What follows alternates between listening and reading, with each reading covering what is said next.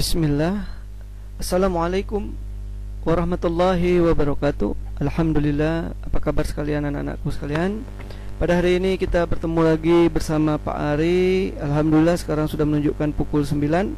Hari ini kita ketemu lagi dalam materi pembelajaran tentang pencemaran tanah. Baik, silakan bisa didengar dan diperhatikan anak-anakku sekalian. Habis ini insyaAllah akan ada latihannya ya. Oke, kita mulai. Baik, apa itu pencemaran tanah? Maka definisi ini perlu kita pahami dulu agar kita tidak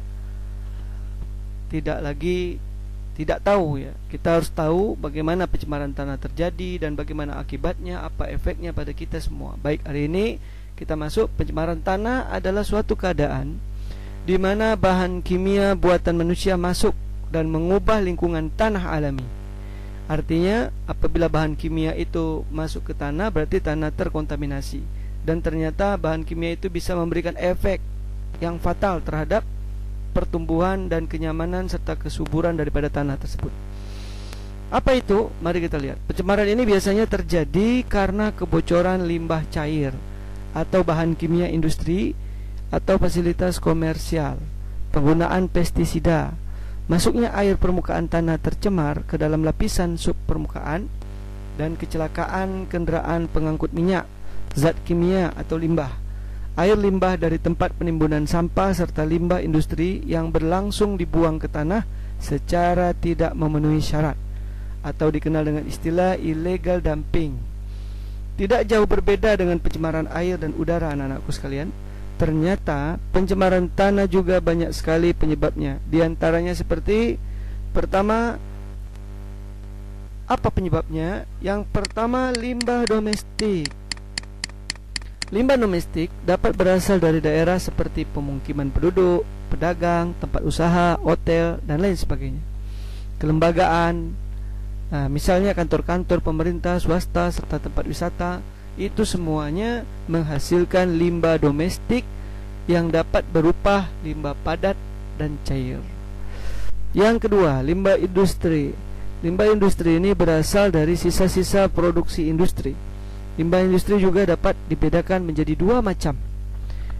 Apa itu? Yang pertama, limbah padat.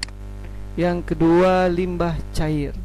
Kalau limbah cair contohnya seperti raksa, zinkum, plumbum, dan kadmium. Ini bahan-bahan kimia yang cukup sangat beracun terhadap mikroorganisme.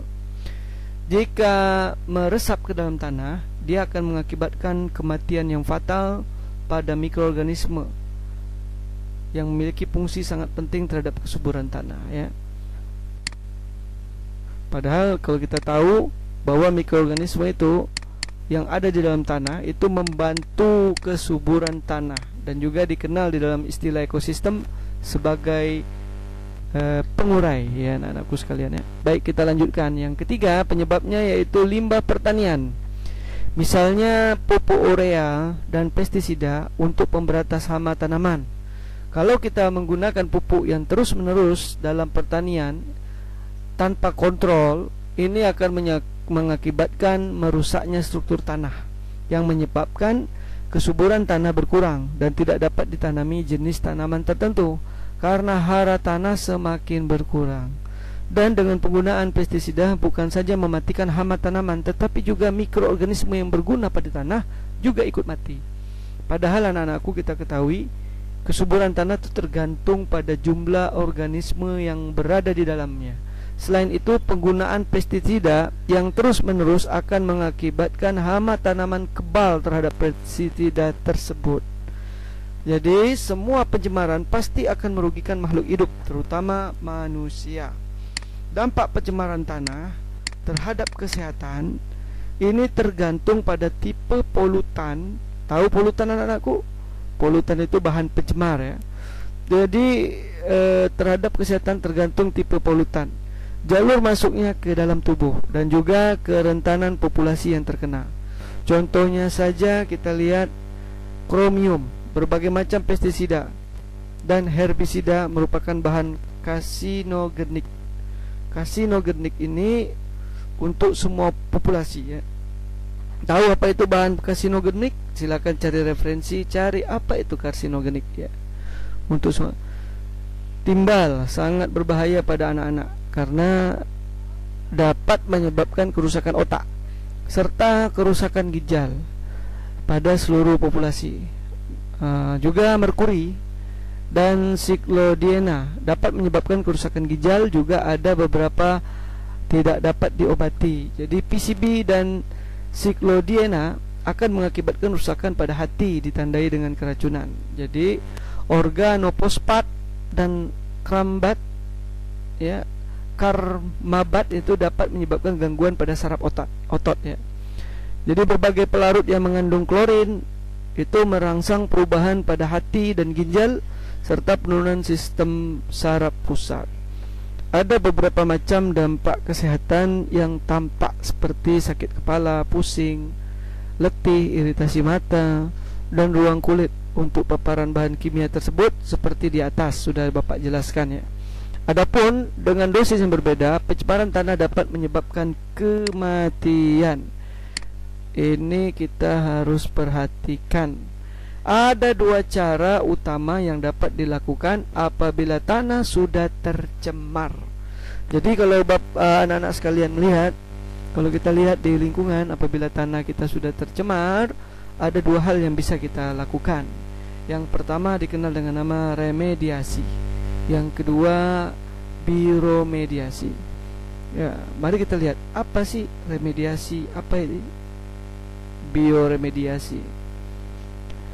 Pembersih on-site atau on-site adalah pembersih di lokasi. Pembersih ini lebih murah dan lebih mudah, terdiri dari pembersih, vetting, injeksi, dan bioremediasi. Pembersih off-site meliputi penggalian tanah yang tercemar dan kemudian dibawa ke daerah yang aman. Setelah itu, daerah aman, tanah tersebut dibersihkan dari zat pencemar. Cara tanah tersebut disimpan di bak atau di tangki yang kedap, kemudian zat pembersih dipompa ke dalam bak tangki tersebut, sehingga zat pencemar dipompa keluar dari bak, kemudian diolah dengan instalasi pengolahan air limbah. Pembersihan offsite ini jauh lebih mahal dan rumit ya. Jauh lebih mahal dan rumit. Salah satu mikroorganisme yang berfungsi sebagai bioremediasi adalah jamur vesikular abscuscular mycorrhiza atau dikenal dengan nama FAM. Jamur FAM ini berperan langsung maupun tidak langsung dalam remediasi tanah. Adapun yang berperan langsung karena kemampuannya menyerap unsur logam dari tanah. Adapun yang berperan tidak langsung karena menstimulir pertumbuhan mikroorganisme bioremediasi lain seperti bakteri tertentu, jamur dan sebagainya. Jadi di sini salah satu proses yang dilakukan remediasi dengan bioremediasi. Bagaimana itu? Yaitu proses tanah itu ternyata dimasukkan di dalam bak lalu dicuci dan dibersihkan. Ini ya anak-anak sekalian ya, apabila tanah yang sudah memang tercemar berat dengan unsur-unsur yang berbahaya. Baik anak-anakku sekalian. Dan ini materi kita sudah selesai pada bab ini. InsyaAllah besok kita akan masuk pada materi yang baru, pada bab yang baru. Jadi untuk besok kegiatan kita, anak-anakku silakan pahami materi-materi tutorial yang Bapak sampaikan, karena besok InsyaAllah kita akan mengadakan ulangan harian topik biologi tentang pencemaran lingkungan. Ya anak-anak sekalian ya, jangan lupa ya, itu besok kita sudah mulai ulangan harian tentang sistem pencemaran lingkungan, yaitu pencemaran lingkungan, bagaimana solusi, bagaimana cara kita mengantisipasi berbagai pencemaran lingkungan ini. Mungkin hari ini sekian yang Bapak dapat sampaikan. Selamat belajar. Apabila ada hal yang mau ditanyakan, silakan langsung di chat di dalam grup. Demikian dari Bapak. Assalamualaikum warahmatullahi wabarakatuh.